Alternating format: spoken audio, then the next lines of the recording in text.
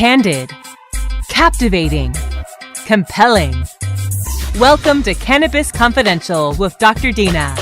Listen in as Dr. Dina, medical marijuana pioneer and inspiration for the award-winning TV series Weeds, shares never-before-heard stories, chats with cannabis insiders and celebrity friends, and provides invaluable perspective and insight into one of the fastest-growing industries in the world. CannabisRadio.com proudly presents Cannabis Confidential with your host, Dr. Dina. Welcome to Cannabis Confidential. I'm your host, Dr. Dina. Thank you guys for joining us. I have a really cool guest today, and I'm super excited about that. You know, we have been talking about, in the past, prisoners, people spending time in jail for pot. That's, as everyone knows, my little pet project of helping people that are spending life in prison for nonviolent cannabis-related crimes. But then we have these awesome states who have figured out, you know, that cannabis should not be illegal, and that they want to get on the forefront of it and figure out how we can make the world a better place. And Washington and Colorado, they are just two of the states have decided, let's try this out. Let's legalize cannabis for adult use. I don't really like the word recreational use to describe it, because when I think of recreation, I think of parks and recreation. I think of kids. I think of kids going down slides. I don't think of people rolling up joints. So I like to say adult use, because if I were to have a glass of wine, that would be adult use. These states have created these different laws. They're all very, very different how they're figuring out the rationing permits to have medical cannabis producers, you know, whether it's an extractor permit or actual retail permit. And in Washington state, they have allowed businesses to actually open retail stores now. When I was there about a year ago, there were very, very, very few stores, and I was hearing that people were getting their permits, they were about to open. And we have today one of the people who has opened, and I believe since it's probably been about 7-8 months now since he's opened in Bainbridge Island in Seattle. But he has a really interesting past, and it's not just cannabis. And I always talk about how music and cannabis kind of intersect, and they really blend so nicely together. Well, today we have Brendan Hill, and he is one of the founding members of Blues Traveler. I mean, hello, one of my favorite bands, incredible. He's also the drummer, not to mention Grammy Award winner. And so we have him today. He just recently opened up, I guess you don't even call it a collective, it's a retail store called Paper and Leaf. I love the name. Welcome, Brendan. I'm so excited to have you. Thank you very much, Dr. Dina. It's wonderful to be on the show, and I've been, looking forward to speaking with you for a long time. Thank you for the introduction. And yeah, we are very excited to have Paper and Leaf open on Bainbridge Island. It's been about 6 months now, maybe a little bit longer than that, 7 months. And it's just such a wonderful opportunity to speak about cannabis and adult access. And I like how you said, it's for adult use. We don't like the word recreational either, because similarly, the kid aspect to it. So I think adult use or adult access is a wonderful way to, term it. We're just so excited to be in a state that is so forward-thinking, and it's about to license a bunch more stores, which will be basically medicinal dispensaries or access points, which have followed, all the correct rules and have paid their taxes and have been basically good players. Many, many new stores are going to be opening with licenses being given to these people. Now, what is the difference in Washington between someone going into your store versus someone who has a medical card and goes into a medical cannabis dispensary? So one of the things about Washington State, they never really got the card thing down, different from California or some of the other states where they actually had a card system. Washington never really had a fully fleshed out medicinal card system. So you'd have basically a dispensary or a co-op or a collective garden where there'd be members of the collective, but they wouldn't be able to just to take a card into any other store and then use that card. But what they're doing now is we, as the Paper and Leaf, we're going to have a medical endorsement, and so we'll actually have a doctor on staff, maybe not in the location, but they will be able to refer people who have conditions that, require medical cannabis, can go to get an actual prescription for a card. We will then print out a card, and that will allow them to purchase larger quantities and stronger edibles and that kind of thing. where Beautiful. and they just present that card, which is going to be great. Okay, so they will have access to stronger edibles, which is one of my concerns, because as you know, they get expensive, an edible, and if you are on a long-term treatment plan and you had to take an edible a day and they cost $10, you'd rather buy a $20 one that you can split 5 ways and make it last longer. So that is nice that they offer that. How long have you been a fan of cannabis? I have, I was a musician. I've been a musician my whole life. From the age of 10, I started playing drums. Age of 3, I started playing violin. So music's always been a part of my life. When I was in high school, it's actually, kind of an interesting anecdote that I don't know if you've seen the movie Whiplash, but it's a story of a drummer who is basically, given this opportunity to be the first drummer in this college band. And he has a very kind of stern, strict teacher that, sort of drives into him this power to practice and get better and better and better. But it's kind of almost abusive the way this teacher treats him. So that movie that just came out, I think, last year and won all kinds of awards, that movie was based on my high school jazz band, teacher. Wow. And so kind of crazy because I sat and watched that movie in the theater, and then I started getting cold sweats and like, wait a minute, this is my story. So anyway, that's just a little side note, but that's where I met John Popper, the singer and harmonica player for Blues Traveler. And we were encouraged by this teacher to start outside bands. And so I already had a sort of a basement band in my house we were doing sort of, romantics covers, David Bowie stuff. And I invited John Popper to, join my little basement band. John was such a prodigy on any instrument he plays, but a great singer, but also a harmonica player. And we started playing blues songs, kind of like George Thorogood and John Lee Hooker. And we started just jamming out. And from that point on, cannabis kind of was introduced into our, sort of rehearsal scenario. So when we became a full-fledged band, Blues Traveler, cannabis had been part of how we sort of created our sound and how we, stretched out and improvised. And what I love about, cannabis and music and the arts is it allows you kind of to get into the flow and concentrate really and focus on what you're doing. And so many amazing things have come from, people that have used cannabis. And you think about all those great records and artwork which came from the 60s and, 70s, which were inspired by cannabis use. And so, Blues Traveler and cannabis and, White Panic, the jam band scene, cannabis has definitely been deeply rooted in that scene. That's incredible. That's really incredible. And it's very true because I'm friends with so many different musicians and they all tell me the same thing. They all, give credit to the plant for helping them unlock the creativity in their mind to create something that they maybe normally would not have created. And it's pretty neat to see that. Not only it makes it really awesome, rolling up a big fat joint and then listening to your music. So it definitely, it helps. It helps. Yeah, and I just love the way it focuses you in, as a drummer. It's like, when you're just kind of, you're zoning in on what the groove is. Just it's wonderful to be able to, not think of anything else, shut everything else out, and just kind of zone in on the music and improvise. And that's one of Blues Traveler's, sounds is that we improvise and stretch out. So it's been part of our career for a long time. Well, let's all improvise for a second because we have to take a short break. So when we come back, we're going to be joined by Brennan Hill, founding member and drummer of the Blues Traveler and co-owner of Paper and Leaf in Bainbridge Island in Washington. So stay tuned. Don't go anywhere. We'll be right back. Cannabis Confidential with Dr. Dina will continue after a word from our most confident sponsors. The next generation of vaporizers has arrived. Vuber vaporizers are blazing the way with unparalleled technology for oil, concentrate, or dry flower pens.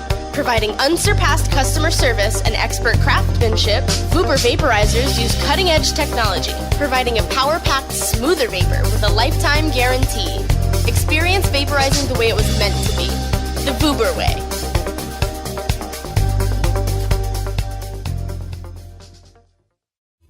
Great websites today need expert web design and development and need to be e-commerce ready and mobile friendly. But building a marketable and profitable website can be an uphill climb. Ready to make your new website or replace your existing website? Think Orange as the new way to get in the black. Orange Hill Development works with Fortune 500 companies and offer the same top quality development service at a fraction of what other providers charge. Brands like Absolute, Carlsberg, and Nestea trust Orange Hill Development. Find out why you should trust your website with Orange Hill.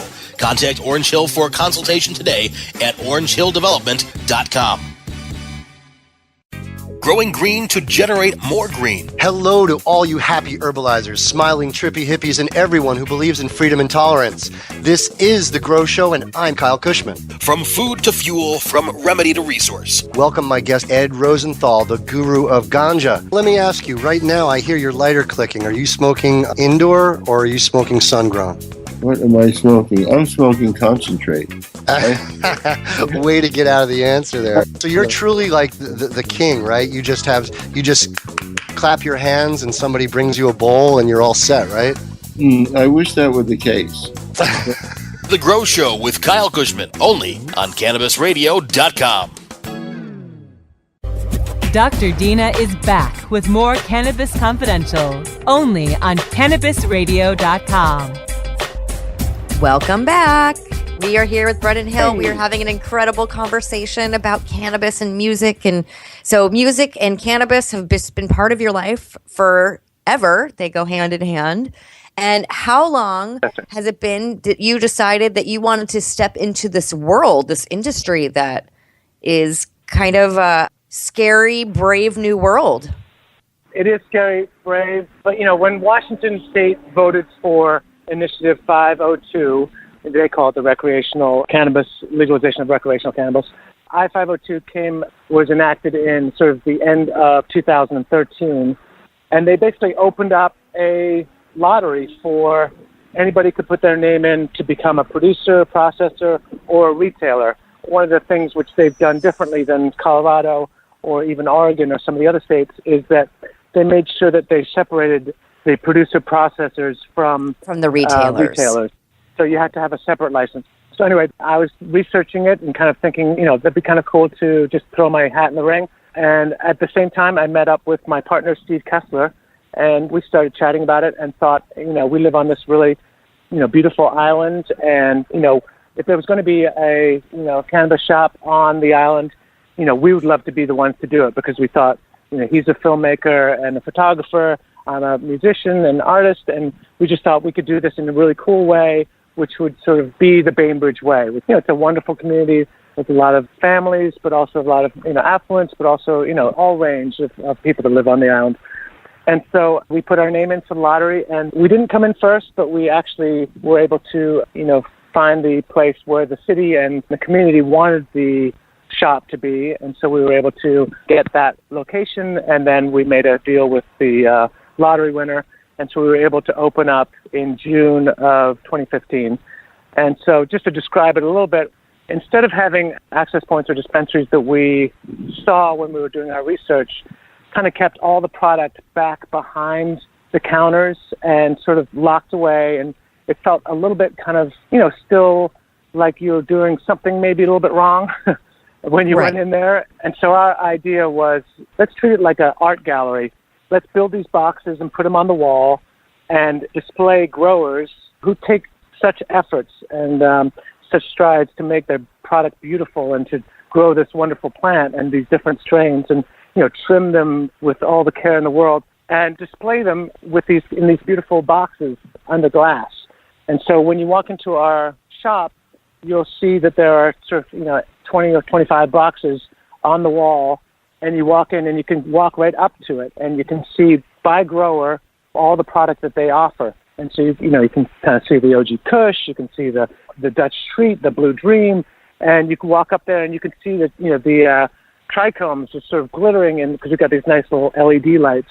And so it becomes this, you're taking away the stigma of that this product is not accessible because it's right there in front of you. And so for the first couple of weeks, we had people coming in and just like, wow, I can't believe we're in a shop not only that you can buy, but you can walk right up to it, and you've got these friendly staff that are, coming up to you like, hey, can I help you? Oh, let me, give you like a little tour around. It sort of grew into this concierge type service where you paired the person to the cannabis. And so you ask them what they're looking for, a sativa or an indica. They're looking for something that's going to be really mellow, uplifting. And then it grew from there, where people came from, out of state. They came from all over Washington to kind of see this new approach. And so, not to toot our own horn or anything like that, I just want to say how passionate we were about creating something that was slightly different than had been done before. And we've got like a little LP player in the background that, playing, spinning records. And it just becomes a very kind of adult-friendly, welcoming environment that people can feel like when they walk in, this is okay. This is, this is the way it should be. It's like a boutique wine shop or something. Exactly. I love your energy. I love your passion, Brennan. I think that's amazing. I went online actually, and I was searching for pictures of the store, and I found some, and it's just beautiful. The cabinets with the reclaimed wood or repurposed wood, and I see the boxes on the walls, and it really looks like beautiful art gallery. Yeah, well, thank you. And one of the things we encouraged local artists, and we actually had an art show. This woman, Linda Wolf, who went on tour with Joe Cocker, his first American tour back in 1970, and she was, in her early 20s, just sort of a wide-eyed young photographer. So she went on tour with Joe Cocker and had these amazing photos from that first tour. So we were just like, we should have an art gallery here or art show. And so she brought all these photos, and we had them mounted. And so we had like this art exhibit and like an opening. A lot of people came from Bainbridge. Some of them that didn't even smoke, but it became a community event, which right, and that's really important for me. I think that's what cannabis is about. It should be about community and building community, and just like people go to bars and have time and network, and they have their community there to have a beer with someone or a glass of wine. We have community too. We're part of it, and I'm so happy that you guys are really doing it upscale and beautiful, and making people walk in and go, "Wait, we were scared of this? Shame on us." Exactly. We had an opening, and we had, city council members coming, and we had this long 12-foot elm table. It's about 3 inches thick, but 12 feet long, just a single piece. And it's got all these kind of cool, burly parts at the top, which are kind of gnarled. We've got these stools, and that's kind of like our, we call it our discovery zone, or just kind of where we can sit and chat with people. And the first couple of weeks, we had these kind of elderly women that were maybe in their late 70s, and they'd heard about the store, and they came in, and they were the brave ones from their book club that, the other ones didn't want to come in, but these three ladies came in, and we talked to them. Steve and I talked to them for about an hour and a half or so, and they were just like, looking around like, oh, I can't believe, Martha didn't come with us. And we were like, well, let's have a class. Let's do a Cannabis 101 class, and we'll hold it like, in a couple weeks, and we'll do like a little presentation about cannabis and what it's changed in the last 25 years, and what's available now, vaping and concentrates and edibles, tinctures, lotions, patches.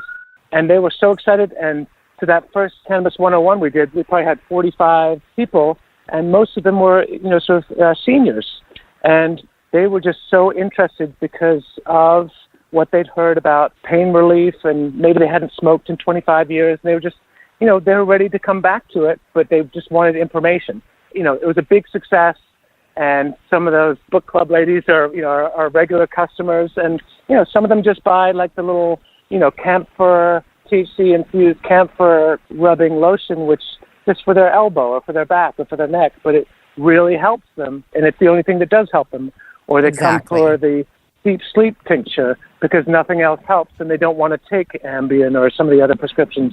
It's just a wonderful opportunity to help and like I said again, help your community with some of these issues which normal or Western medicine hasn't necessarily done a great job with. That's right. And I always say that we are all just spokes on a wheel, and the wheel is the cannabis itself, and we're just there trying to make this wheel turn so that everyone can get access to it, to change the way that we treat our bodies when we have an ailment. That pharmaceutical pills are not necessarily the answer, maybe in some cases, but we can go the natural route and see great results. Why poison ourselves?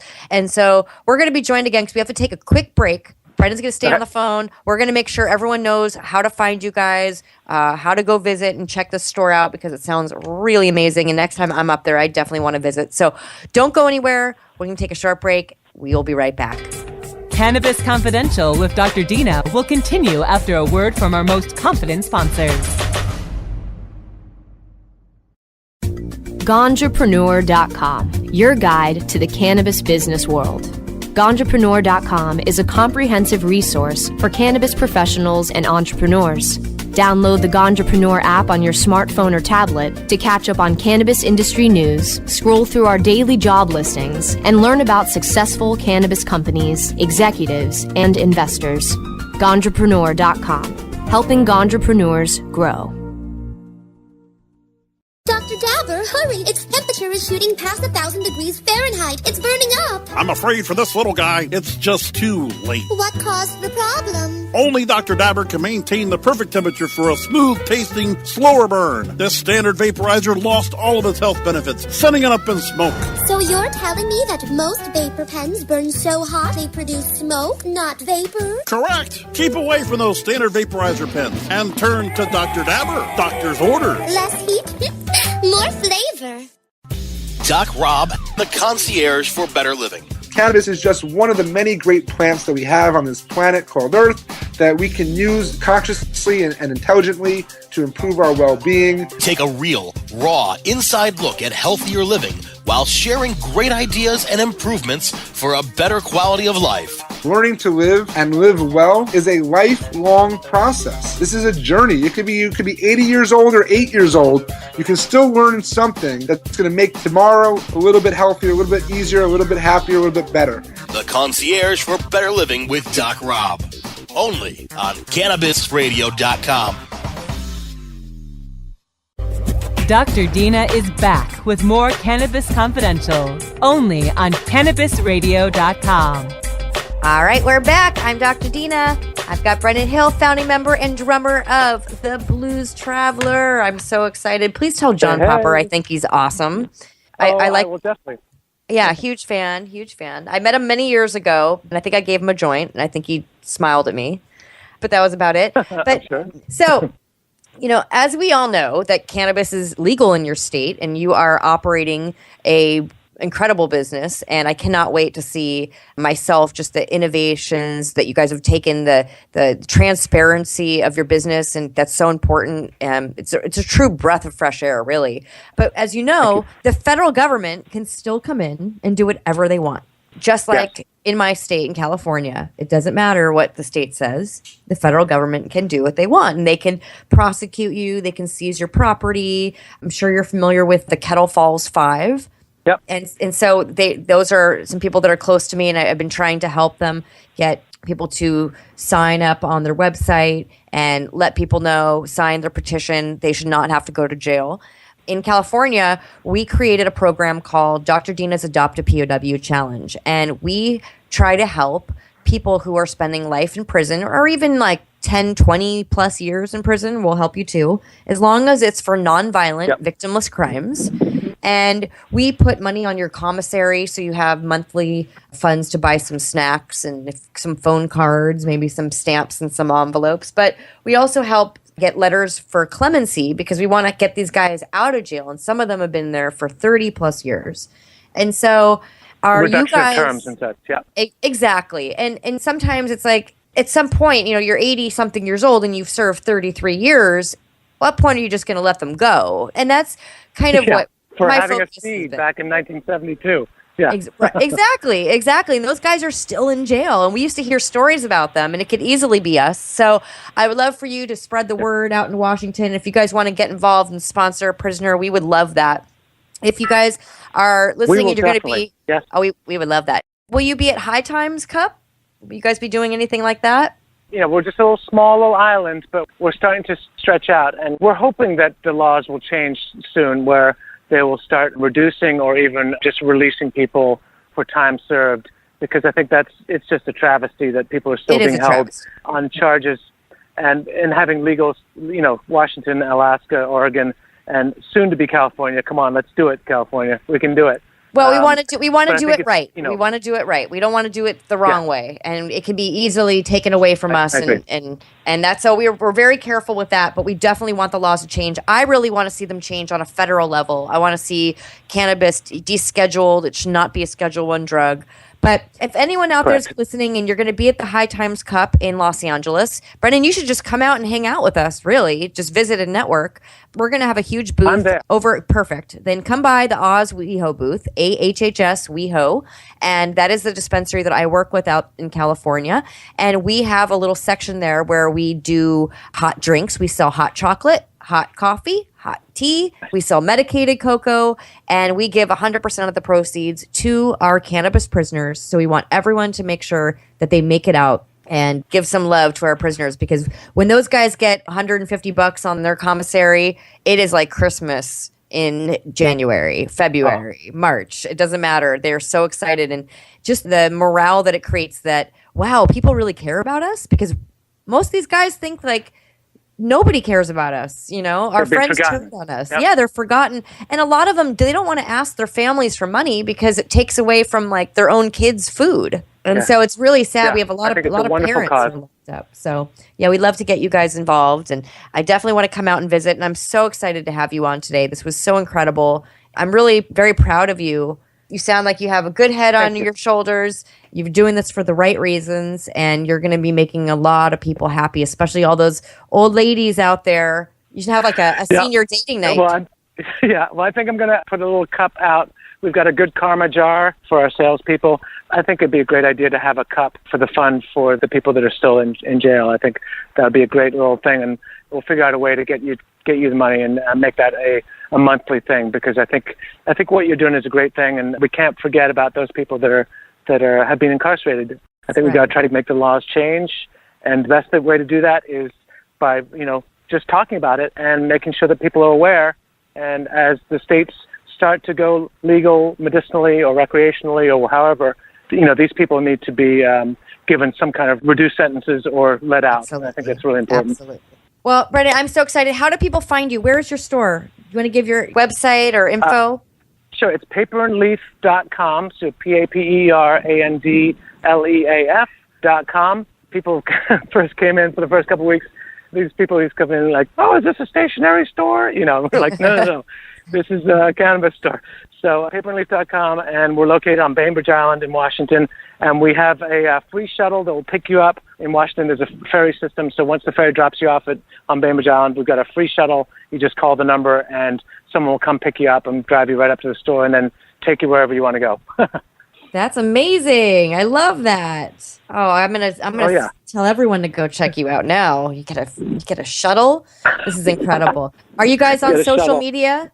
Yeah, we've got Facebook and Instagram and Twitter. I think we had to, Instagram got shut down, so we're on a new, I think, Paper and Leaf 1 or something like that. Okay, so go check it out. Go follow Paper and Leaf 1. Check out Paper and Leaf on Facebook and their website. And when you get a chance, go on to Instagram. Check out my Instagram, my YouTube, and my Snapchat. My YouTube is actually new. It's Dr. Dina 420, and I have a whole series of getting high in Jamaica, getting high in Las Vegas, getting high in San Bernardino, where I have my vacations videotaped of me getting high, and it's quite entertaining. So go check that out and follow. And I hope you guys like listening to the show today. Do me a favor and go down to the bottom and rate the show 5 stars, because we're awesome and we love you and I love you and we will appreciate it. And give us a big thumbs up and like us and tell your friends. So thank you so much for listening to Cannabis Confidential on Cannabis Radio. I'd like to thank my producers for making the show possible and my guests. So join us again next week for another edition of Cannabis Confidential. Dr. Dina, signing out.